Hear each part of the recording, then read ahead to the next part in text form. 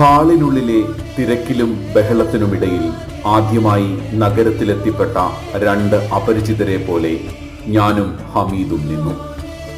ഏറെ കഴിഞ്ഞാണ് ഞാൻ ജയിലിനുള്ളിൽ അകപ്പെട്ടിരിക്കുന്നു എന്ന സത്യവുമായി എനിക്ക് പൊരുത്തപ്പെടാൻ കഴിഞ്ഞത്. എന്തിനെന്നറിയാതെ ഞാൻ കുറേ കരഞ്ഞു. നിരവധി ദിവസത്തെ ചിന്തയ്ക്കും ആലോചനയ്ക്കും കണക്കുകൂട്ടലുകൾക്കും ഒടുവിലാണ് ഞാൻ സ്വയം ജയിലിലകപ്പെടാൻ തീരുമാനിച്ചത്.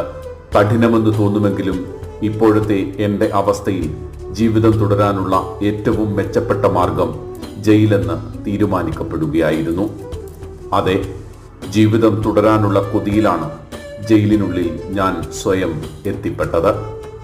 അങ്ങനെ ഒരാൾ സ്വയം ആഗ്രഹിച്ച് ജയിലിനുള്ളിൽ അകപ്പെടാൻ കാരണമാകുന്നുവെങ്കിൽ അയാൾ അതിനു മുമ്പ് വേദനയുടെ എത്ര തീ തിന്നിട്ടുണ്ടാകുമെന്ന് നിങ്ങൾക്ക് ഊഹിക്കാനാകുമോ?